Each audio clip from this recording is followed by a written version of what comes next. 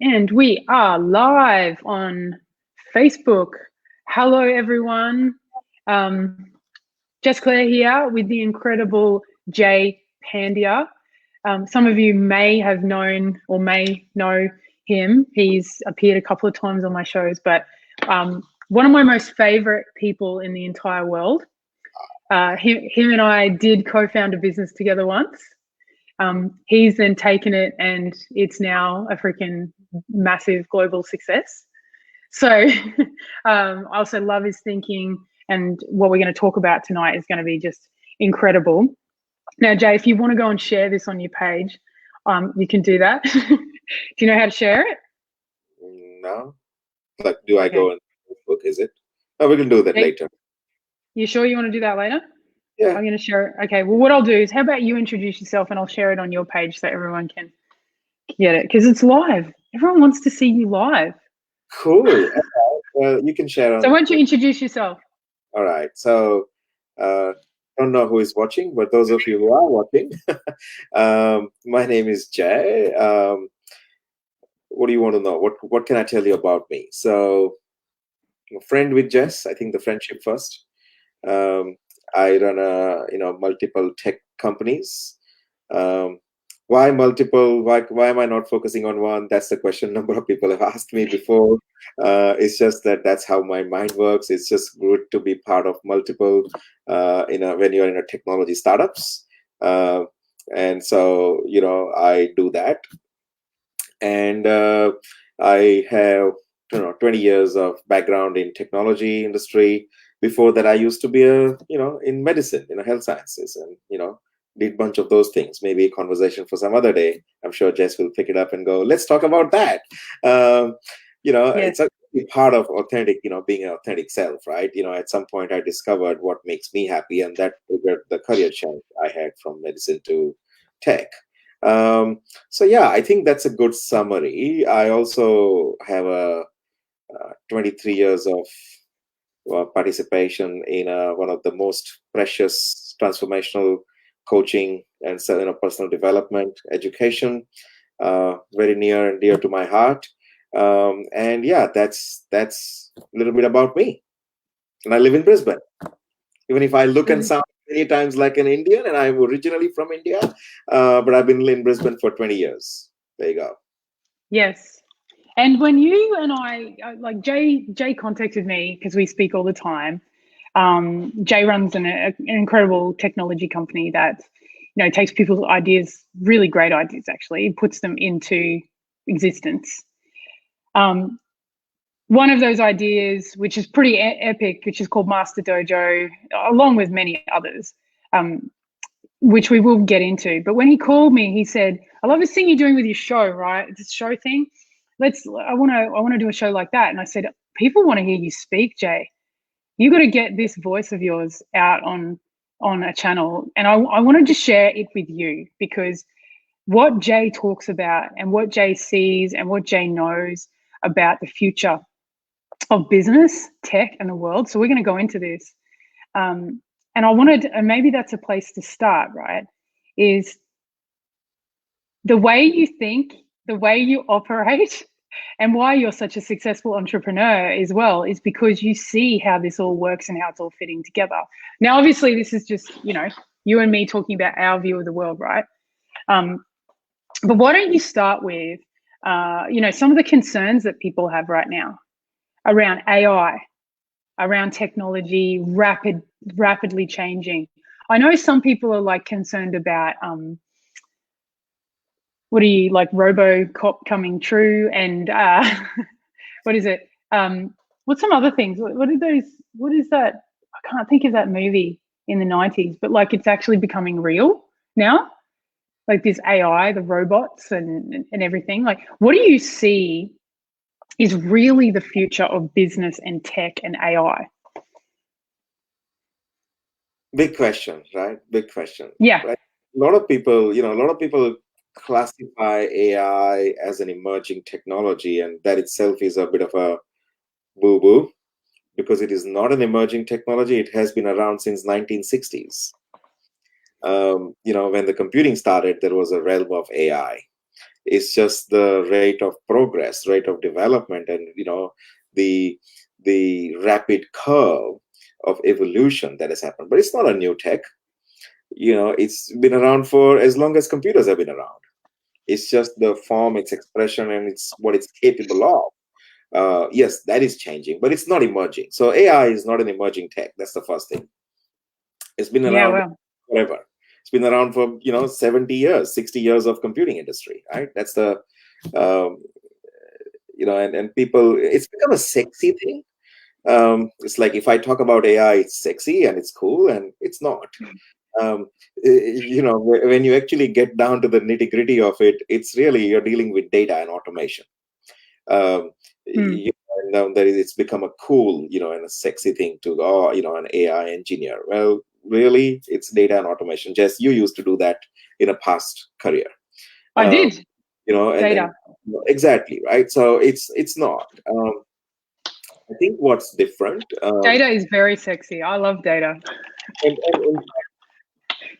you asked you different ways, but what people don't realize, and I worry about it, I just genuinely worry about it, is data is the new currency. Um, Mm, and it's the incredible power uh, mm, data has to shape our lives, shape our experience, shape our relationships, shape our finances, shape how you and I perceive future, shape the choices that we make for our kids' education, shape the choices we make about our relationships, to house that, it's all of that is massively influenced by data, and people don't realize the extent of it. And those who control the data, those who have ownership of the data, uh, really has the power and influence in shaping people's lives. mm. um, and people don't realize it, people don't get that.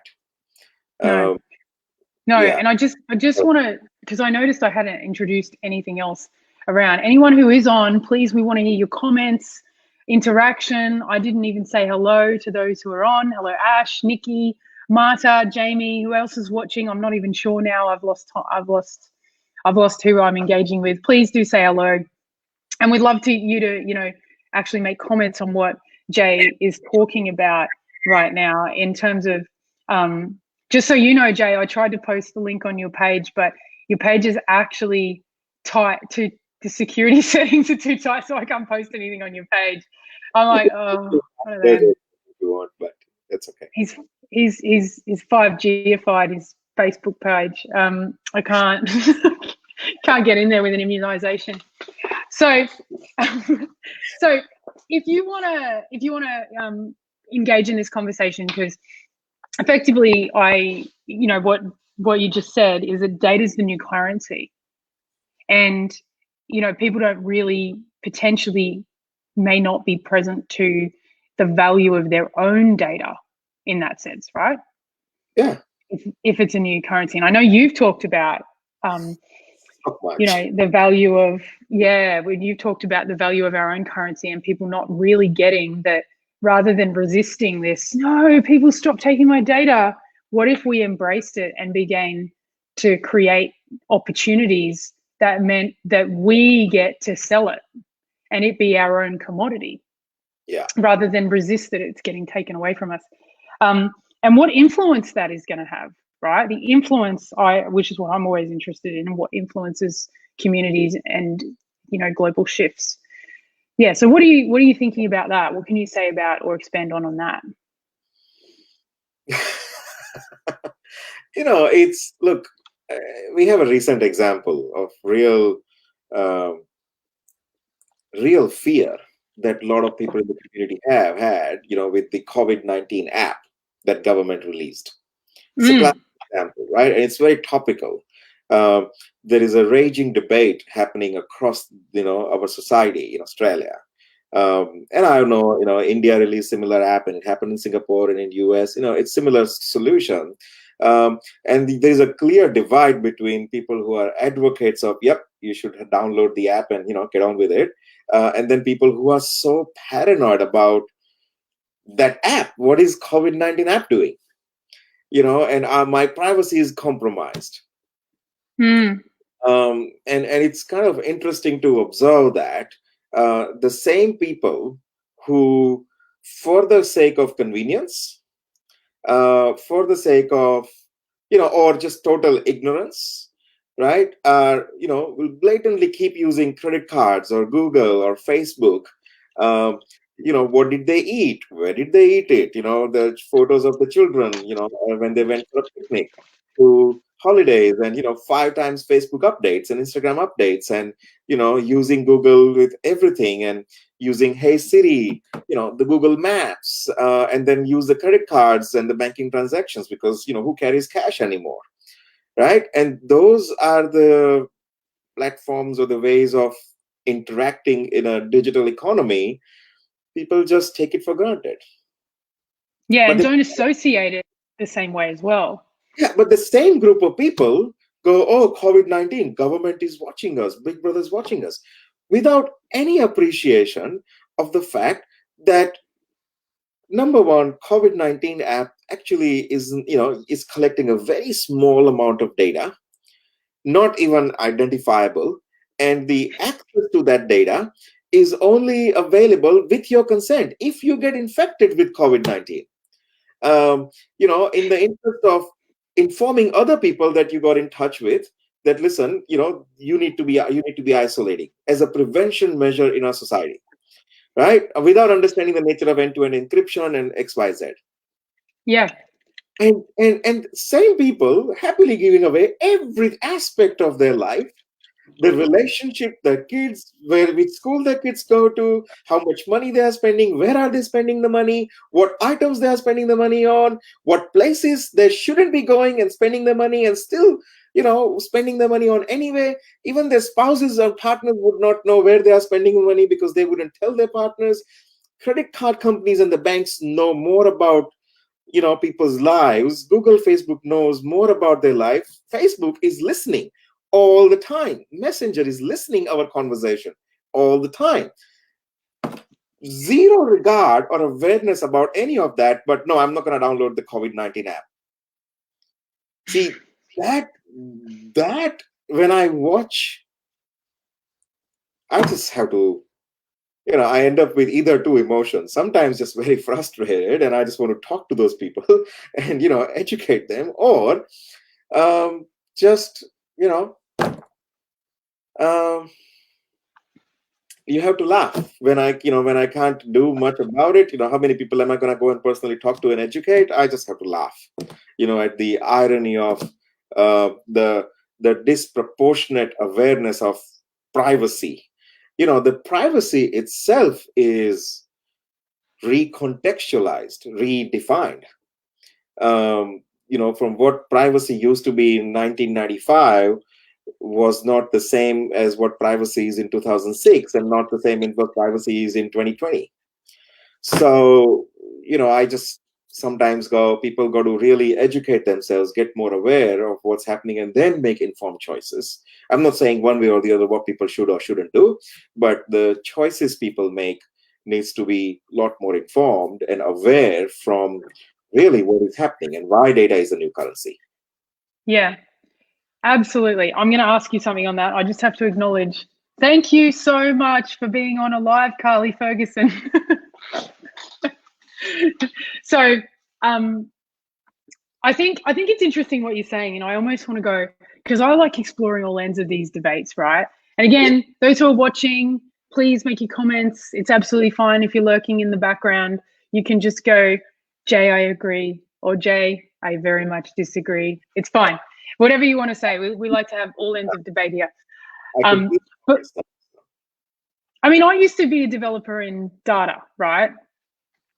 So I'm clear. And I also went into conversations with big companies that talked about ethical marketing. And so I know, and maybe other people don't, so I'm just going to call it out, that right now there is so many pieces of data on you and your life, like ridiculous, that pretty much you could put a collage together of almost every day of your entire life, what you did, how you did it, even the things you think you're hiding. Yeah. Like pretty much, if you've got your phone next to you in bed and you've been making out with someone, they've got sound of you making out with your person, right? You cannot hide anything. Or even more than that, even further than making out. All those sounds. Yeah, I was going to say, but I was trying to actually, I was trying to be a bit, basically, Really? yes. And then they take those sounds and then they market a sex shop to you. That's what they do. Because they hear everything.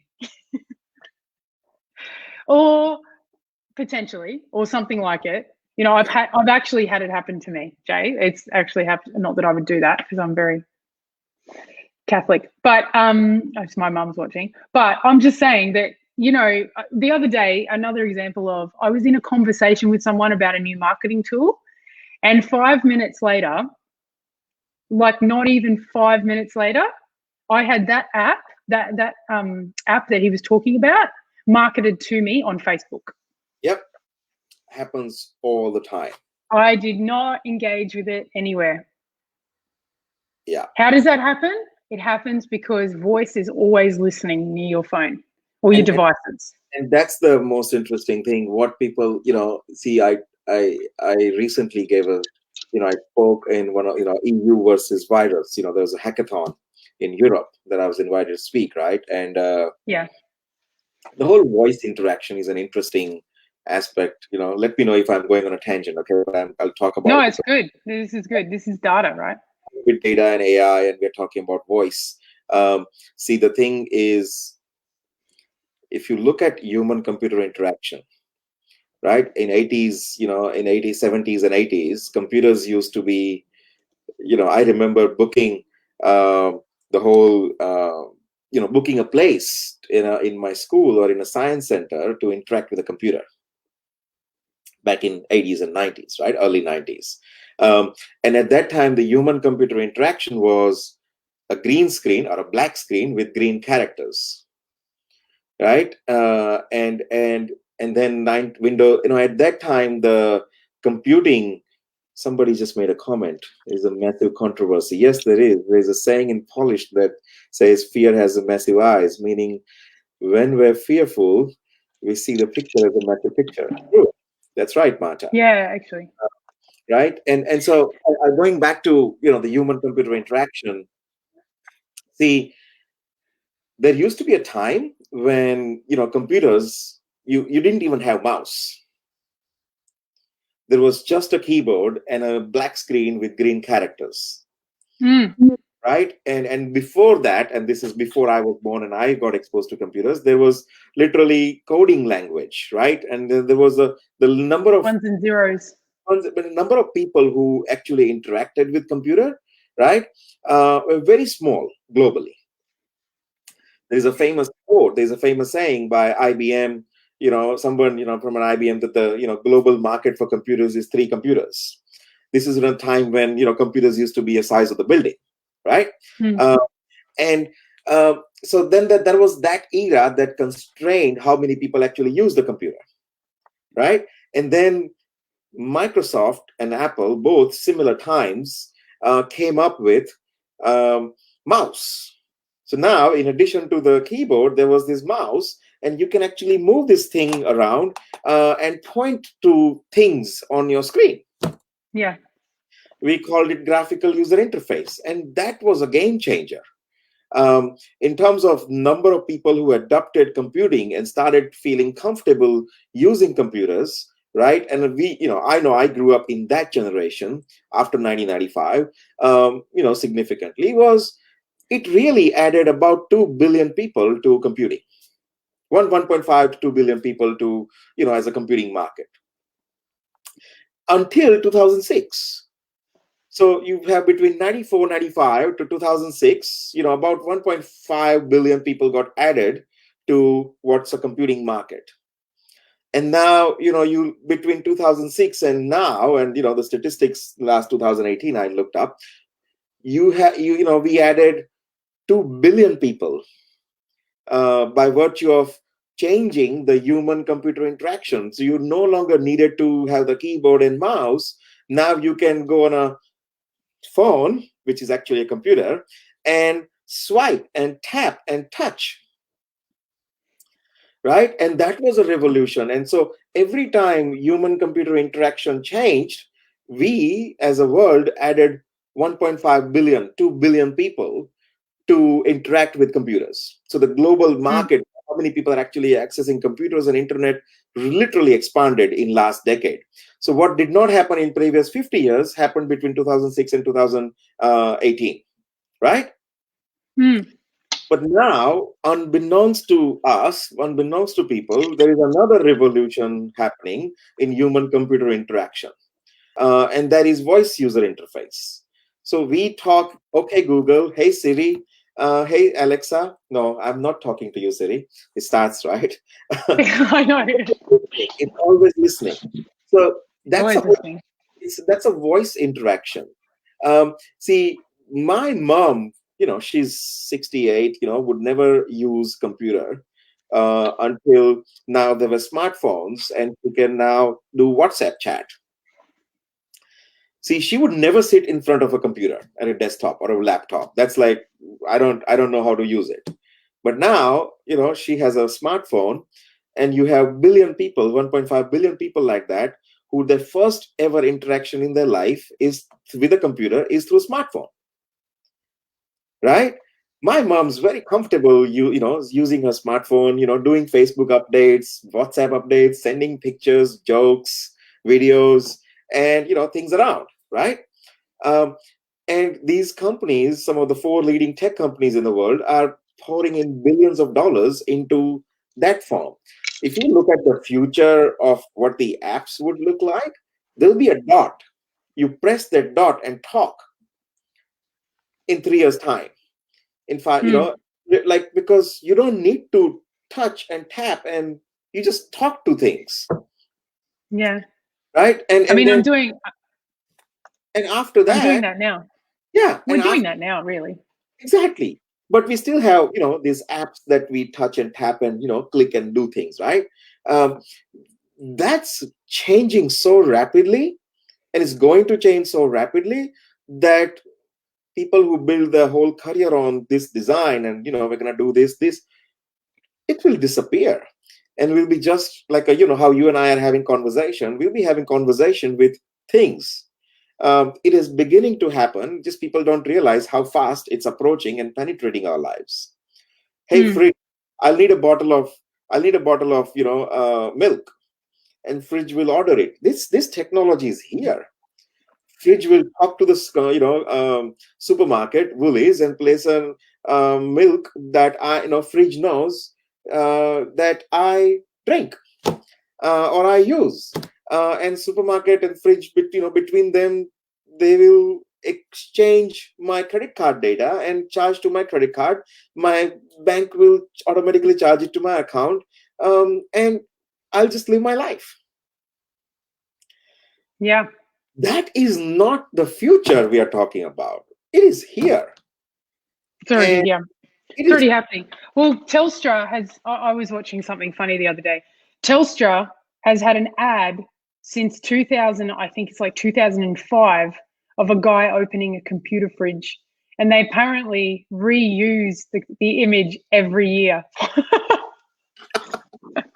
So the computer fridge has been around since 2005, right? exactly, right? And so if you just build on that, if you look at the implications on our lives, this is what I dream about. This is what I think about. Again, correct me if I'm going on a tangent. No, Okay, it's great. a lot of people are complaining of losing their jobs, losing their businesses in COVID-19, and I have a lot of deep compassion for them. I've interacted with many people in my network who think they cannot work because they've lost their income, and the only way for them to generate income and earn their living is by going out and doing, whether it's I teach swimming and I have to get kids in the water, or I'm a hairdresser, or I have to actually be able to physically cut people's hair, right? In that context of physical paradigm, COVID-19 has thrown these businesses, these professionals out in a massive way, right? And you hear this massive unrest, real anxiety in the society, of the impact on people's lives because of this virus. Yeah. What I anyone who will ever hear me or listen to me, and I think people are listening and watching this call, right? I always Yeah. want to say to these people, listen, there's a massive opportunity of leveraging technology. Everyone has a skills and expertise, everyone has an experience, everyone has a knowledge, wisdom to share, right? And you just have to be willing to question the paradigm of physical universe as the only access to earn income.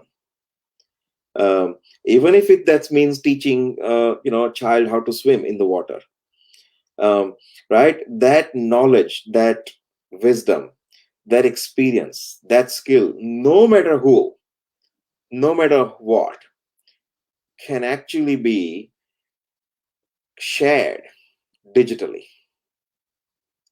And there are people in the world who will benefit from it and actually will be willing to pay for it.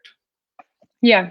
Just so you've actually segued into something. So I'm just going to talk about it, right? Because I have a lot of people on here who are coaches and consultants and trainers and educators. And why don't you, because I know what you've talked to me about, this interests me, right? So I'm always interested in influence. And I think everyone who's watching is interested in influence, Yeah. right? And those of you that jumped on, Loretta, Mark, Danelle, hello, lovely to see you, Katie, Kate. Why don't you tell me about what you see? I mean, you're actually building this into your product as well, but the future in terms of how you build in coaching in AI and how you're digitally impacting, because everyone, who's watching here wants to make a difference. Like, I'm clear about that. Everyone that is watching here is like, how do I make more of a difference to the people I coach, consult with? How do I amplify my message, impact communities? And you've talked to me about the future of AI into your app, Master Dojo, which is a coaching app. Yes. Tell me more about what you see about that, because you said everything can be done virtually. Yes. Yeah, I mean, I spent 23 years in a coaching and a personal development industry, right? And that's That's why I love you. develop transformation, seeing something, in a coaching interaction, what was not visible to my view before. And that opens up the whole new paradigm, right? So I love coaching and what every coach contributes. But see, the coaching paradigm or the coaching industry is actually changing and is being disrupted as we speak. And most coaches don't realize it. Most consultants, influencers, speakers don't realize it. So let's examine that a bit more in detail. Okay. Okay. What is coaching? So, any interaction between a coach and a coachee, yeah, and a client. So there's always an interaction happening between the two. Coach is always interacting with participants, clients, coachees, whatever you say, yeah. And those interactions is where the magic happens. Now, for the purpose of this conversation, you can classify those interactions into two categories. Let's just classify it. Okay, one is when a participant or when a client asks the question to the coach, how do I do blah blah blah, yeah. Or I'm worried about XYZ, or I'm not sure how to do this. Can you guide me? Can you mentor me? And it can be business coaching, it can be relationship coaching, it can be anything, right, that the coach is specializing on. Now, for the person who is asking that question, it's very likely that's the first time they've asked that question. So they're curious and they want to know. Like, you run the social media program, right? Yep. You have mastered social media in a certain way, but then people who come to you to learn from you, they got no clue, so they're asking the question for the first time. But then you, having coached and developed other people, right, is very likely that you have answered the same question 40,000 times before. Hmm. And it's very likely that you have written articles or blog posts or ebooks or audio, podcast or video content, video recordings of that answers that very question that now this client is asking. Hmm. Right? I call it category A interaction. So what does category A interaction mean? So as a coach, you are repeating what you have always said before 40,000 times, but you would still do it because it's a value to the person who is asking that question, your client. But yeah, like the most common statement as a coach, and I'm sure a lot of coaches or consultants or trainers would say, is someone goes, why does blah blah blah, blah happen, and you go, what do you think? yeah, the most used question. Yeah, right. right. And so, and every coach would have a different answer, right? But the point I want to underline, point I'm making is there are questions that clients, coaches, participants are asking to the coaches that for them it would be valuable, and nevertheless for the coach there is zero value in that, in their Yeah, own. there's just everyday questions. Yeah. Because it's every day, it's repetition. However, in a current business model, which is where a coach is trading time for revenue. Which is like when people say to me, I run a social media school, but there are just basics in social media that people ask me all the time, like how do you link Instagram to Facebook, right? It's like, Right. I've answered this question a billion times. Exactly. Now hold that thought, right? Those are the type of interactions is what I call category A interaction. Category A, yeah. From coaching perspective, for coaches, it's a low value interaction. Absolutely. That is definitely not what I want to be answering. Yeah. But you still do it because you know what? They're paying you for your time in a coaching. Exactly. So you still do it. And that's the current constraint of the business model. Yeah. Well, in fact, I now do master classes because I get asked the same questions as a way of directing people to those master classes so that I don't have to keep answering the basic questions. Right. Right. And you kind of play it up, but as a paradigm, it is still the same paradigm. Yeah, it is.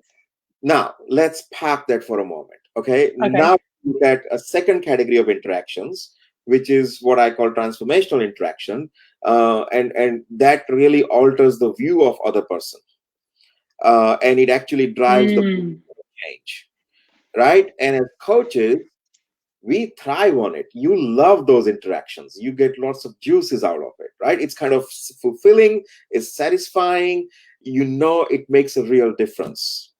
Yes. Right. And, I would have those interactions any day, every day as a coach, compared to, the interactions where I've answered the same question zillion times. A zillion times. Yeah. Right? Okay. I hear you. But then if you examine a specific coaching conversation, right, and really deeply examine it, 70 to 80% of the time is spent on category A interaction, which is information exchange. And you only get 20-30% of time, if the coach is lucky, to spend on the transformational interaction. And there are different types of coaches depending on their business models. They do both. Some do only one, some do only other. Okay. But talking generally here from an industry perspective, Loretta is saying because the complexity is there. Sure, absolutely. And it's those complexity, Loretta, is where what would leave the coach or a consultant or a speaker or influencer more fulfilled, because that's really getting into their genius versus informational and a content exchange that I have repeated 40-50,000 times. There is no creativity in that for me. It's just repetition, and that's what there is a low value personally for a coach. right? It's very interesting that you're saying this because I know, as running a social media school, do you know what's funny? The Yeah, content of teaching people the skills of social media is low value to me. It's the mindset of yeah, showing up on social media as yourself, fully expressing who you are. That is the meaty complexity that I like to get into. great, great, awesome, right? Now, Hmm. let's take those two parts of the interaction. And in the current business model, for every coach, every trainer, every consultant, every speaker, every influencer, no exceptions. Okay. Uh, this would apply. What you just said would Yeah. typically apply to varying degree. Yeah. And in Mm. the current realm of the business model, the way the business is being done, you end up inevitably just accepting that you have to attend to the information component in order to attract clients, and be in a business and gain meaningful revenue, right? Yeah. That's the current constraints of business model. So why am I talking about this and why this is important? This is what I dream about, right? See, why this is important is because wouldn't it be incredible, Jess, for you? And I'm just going to ask this straight question to you, right? You as a coach, as an influencer, wouldn't it be incredible that those informational based questions and content, people just take care of it themselves? And they get it from you, and you actually get to spend your time on your genius. um, Yeah.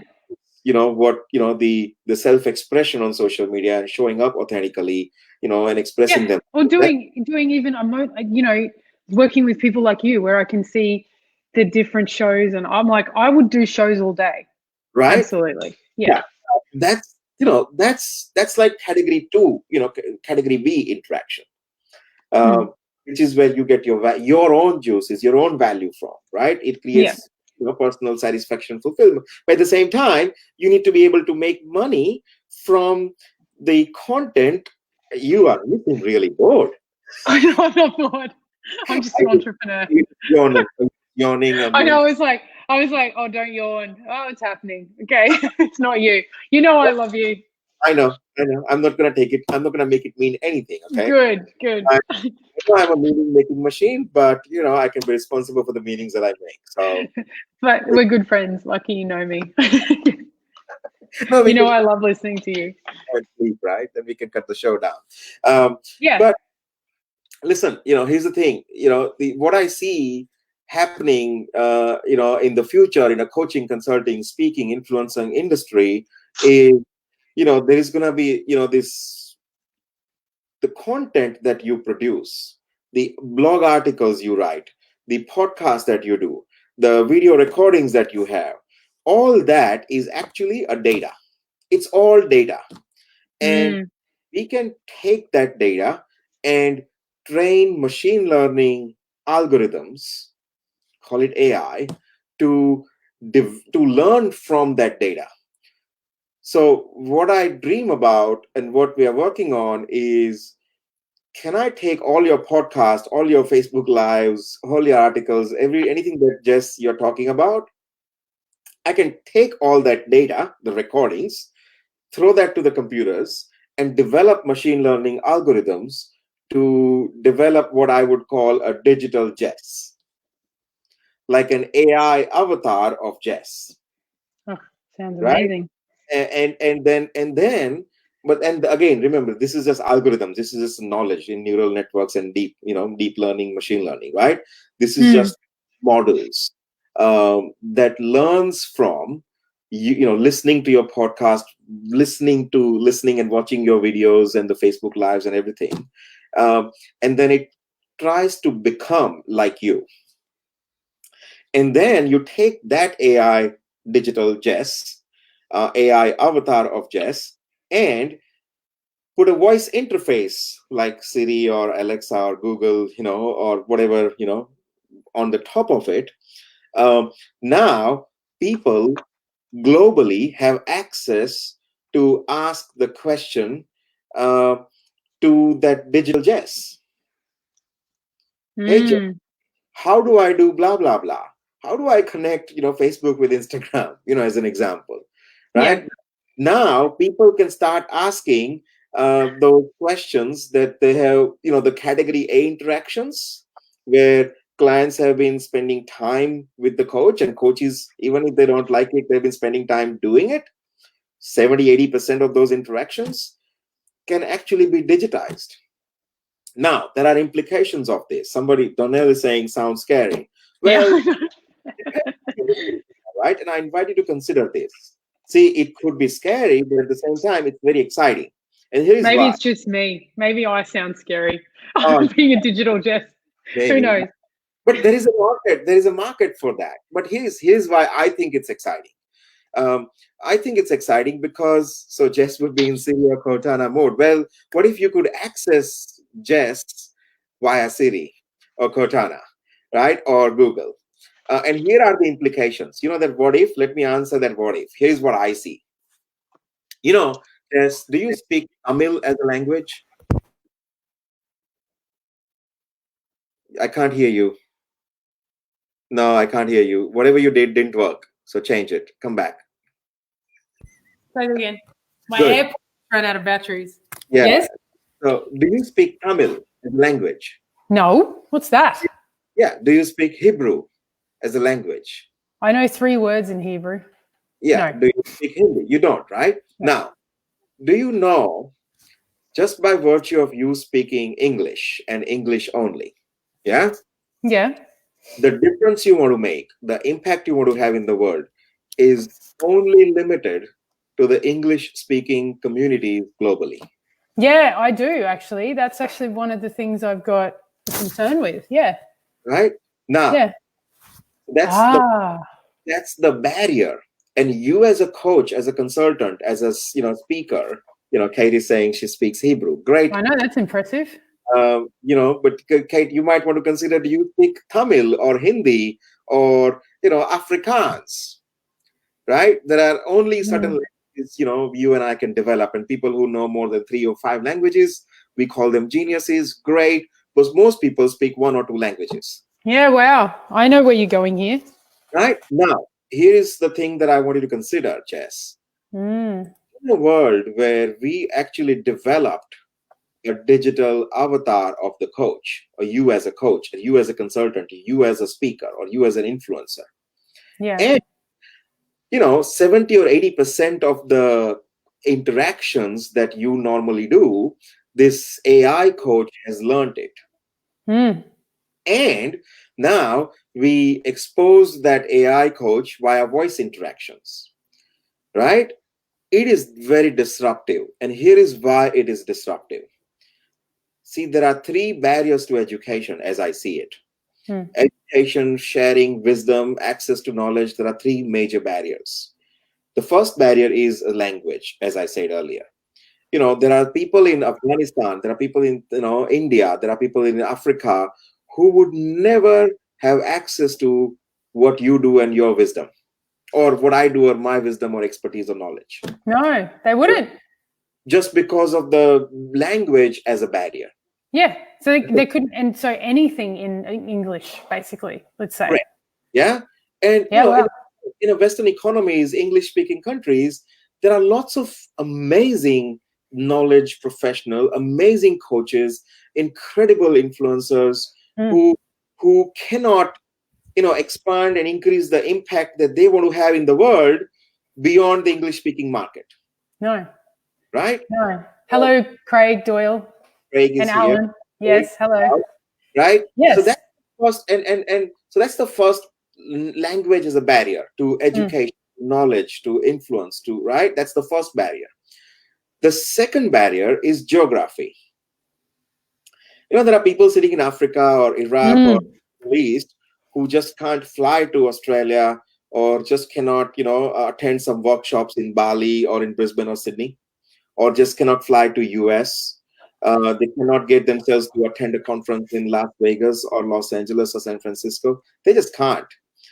Right? And just to add to that, it's actually not just people in those countries. When I was in the US and I was talking to people in the US, there are people in the US, like loads of people, that have never been outside their own city because they have not got the money. That's right. Like low income, there's a high amount of low income earners in the US. So you're talking a lot of people that don't go past their own proximity. Yeah. Correct. Right. So then you have you have a second barrier, which is the barrier of geography, the distance, the physical distance as a barrier. Right.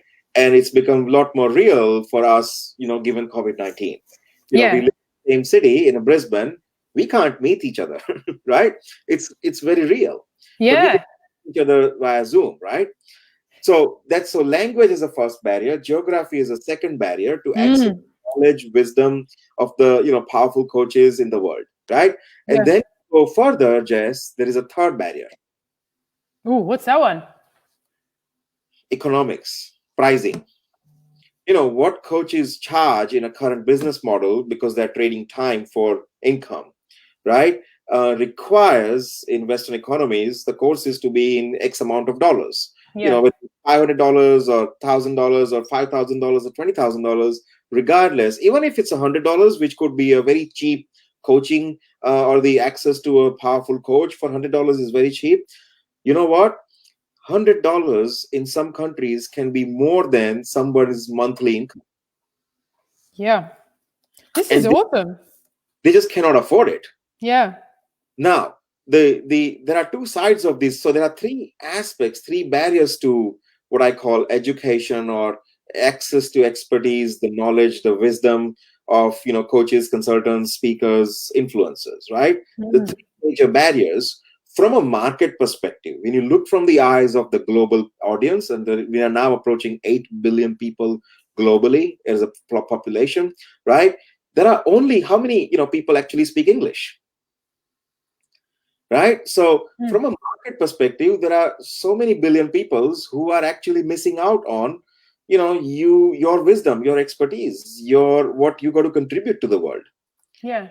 Right? And from a coach and a consulting perspective, it actually is constraining your impact in the world. You totally. Can't 8 billion people. When you said that, and it's actually true, like, not to say, oh my God, but Danelle said here, AI just translating her message just like the Bible. Bible's the most translated book in the world, and yet look at the impact it's had.